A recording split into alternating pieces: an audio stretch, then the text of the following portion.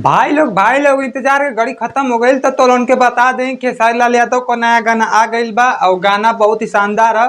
तो तोलन के बता दें कि गाना का नाम का बा। तो गाना का ये नाम बा कि एगो वरदान चाहिए। तो खेसारी भैया मतलब ये कॉल चाहता हूँ कि हमके बोलो से एगो वरदान चाहिए। अब वो वरदान के करी खातिर चाहिए। अब इतना पता वीडियो देख वालन तब पता चली।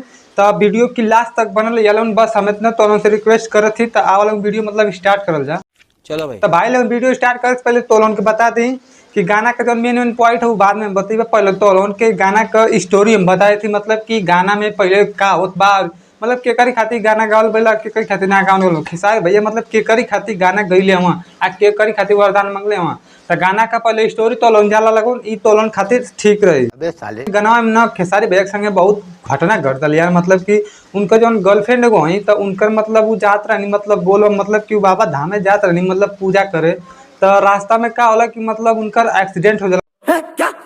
नहीं ये नहीं हो सकता। तो कोनो कार वाला मतलब कि उनके उड़ा दिला। तो वहाँ से मतलब खबर मतलब खेसारी भैया के मतलब पहुँचला। तो उनकर तो मतलब सदमा में उचल जाला। लेकिन उससे पहले मतलब वो अपाहिज हो जाने। ये भगवान क्या जुल्म है। तो जब खेसारी भैया वो बोलबम जाए खातिर तैयार हो जाना। और ये एक बात अपनी मतलब जानू से कहे ना कि अगर हम बोलबम जाई अगर हमके भोले बाबा एगो वरदान दिया तो हम वरदान में मतलब तोरे के मांग ले। मतलब माई कसम खाता है मतलब कि तोके मांग ले। मतलब कि एगो वादा भी कल मतलब क्रिया भी खा ना कि हाँ माई कसम खाती अगर वरदान दिए भोले बाबा तो का करब कि हम तोके मतलब कि मांग ले। तू हमारी पर विश्वास करा तू ठीक हो जेबू। अभी मजा आएगा ना भिड़ो। आ ना तो और भाई लोग अगर तोलन गाना का स्टोरी अभी ना समझ पेला लगो तो और कुछ ना बता सकती। आ ना तो गाना एक बार सुन लो तो लोग अपना ठान ले हो एको वरदान जदि दिहे भोलेनाथ जी माई कसम तोहरे के।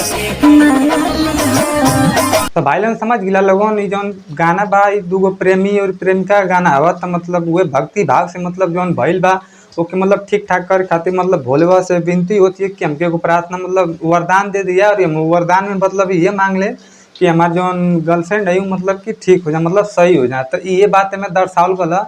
आ ना तो गाना के बारे में और कुछ बताई तो गाना उतना खास हो सुने में तो ठीक लगा था। मतलब यार सही गाना है सुनबा तब ना हम तो वैसा ही करें मतलब गाना सही है भाई लोग। जानू खाती धड़केला छतिया भोले बाबा से कहब बतिया।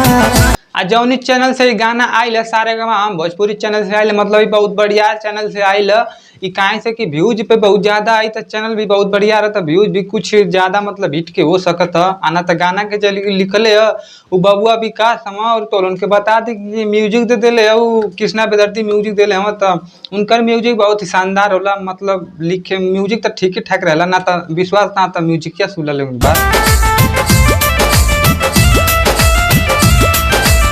व्यूज के बारे में हम क्या बताएं भैया। मतलब अब गाना 2-4-10 दिन बाजी तो हमने पता चली मतलब व्यूज कैसे ना। अब गाना आई तत्काले में ओकर व्यूज देख वाला तो का ओकर बारे में पता चले 2-4 दिन बजे था नहीं के। अब बात आ गई मेन वाली पॉइंट भैया लोगों देख ला लोगों गाना के नंबर देला के बारे में। मतलब कि तोलन के गाना कैसन लगल सुन के बता वालों सही से बता दिल से बता दिए लोग कमेंट करके बता दिया ठीक है। ना तो हमार बती वालों तो हम सोच के हमके पता चलत था कि गाना मतलब सही है यार सुने में तो अच्छा मतलब ठीक ठाक। तो कोनो दिक्कत ना गाना तो सही है एक तरह से तो कोनो दिक्कत ना वाली बात ना है। मतलब गाना मजेदार है हम कहते जाके सुन ले लो। माई कसम तोहरे के मांग ले।